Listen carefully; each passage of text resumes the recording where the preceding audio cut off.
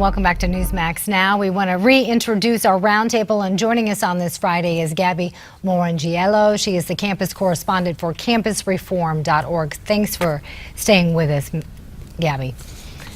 All right, let's shift gears now. Let's talk about something else. A 16-year-old student at Polk State College in Florida is accusing her humanities professor of trying to force his beliefs on students. Now, allegedly, he gave the student a 0 on 4 separate assignments that she completed. She says it's because she refused to say Jesus is a myth or that Christianity oppresses women. A nonprofit law firm, the Liberty Counsel, has now taken up the case. They're demanding a full investigation into the professor, identified as Lance L.J. Rossum, who appears to be bashing Christianity in his course outline. According to the Liberty Counsel, the Dean of Academic Affairs at Polk State reviewed all the materials from the professor's class, and he didn't see anything wrong with them. So obviously there's a lot to this story. But Gabby, I want to get your thoughts about this. What do you think what's going on here? Well, I don't know if either of you are familiar with the film God's Not Dead, but this is literally the plot of a fictional film coming to real life. Professor Rossum's intolerance towards his religious students is an embarrassment to academia, and it's blatant discrimination on the basis of faith, which is illegal in the United States and certainly shouldn't be allowed on college campuses.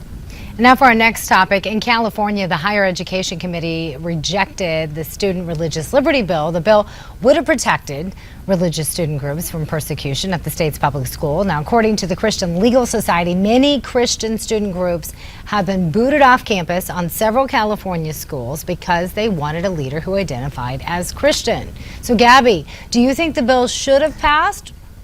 Or was it a good thing? No, absolutely not. This bill, I mean, the people who behind this bill completely lack common sense. If you're going to say that a student organization, in order to get university funding, can't discriminate on the basis of their leaders' values and their voting members' values, what does that say about the college Republicans? Can they not prevent a Democrat from running the college Republicans on campus? Can a meat-loving individual not then go and apply to run the student animal rights activism group?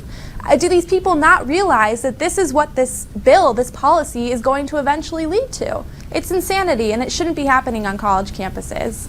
Gabby Morangiello, thank you so much for joining us on this Friday edition of our Roundtable. Hope to have you back, and have a great weekend. Did you pick out something for Mom? I will get her flowers later today. All right, get on it right now, all right? I will. All right, have a great weekend.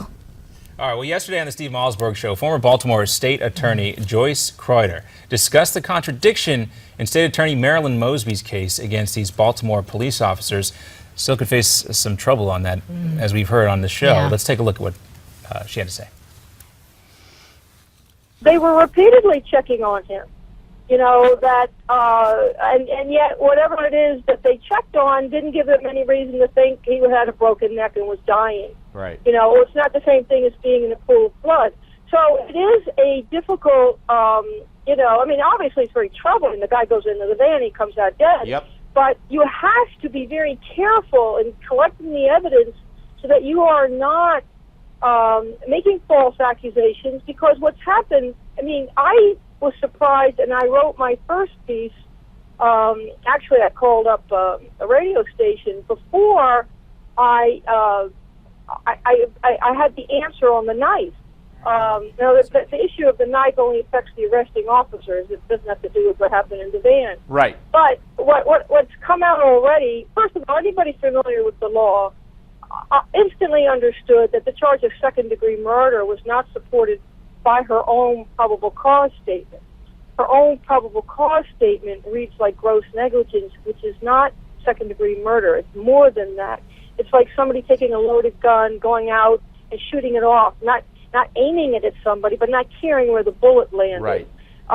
So it doesn't reach that. And the other thing was that she charged the 2 arresting officers who, once they arrested him, had nothing whatsoever to do with Freddie Gray afterwards. And yet she pulled them into the case.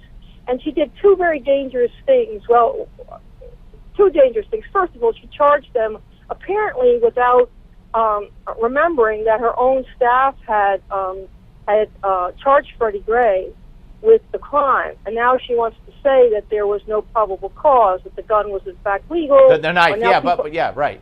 Excuse me, the knife Yeah. was not legal, and now that they had the right to chase him. Well, that's a little hard to make that argument when your staff charged Freddie Gray. So a lot of speculation. Interesting. The interview you did earlier this week with the state attorney from Palm Beach, Florida, Dave Ehrenberg, about Right. comparing the prosecutor in Baltimore to Mike Nifong from the Duke lacrosse case.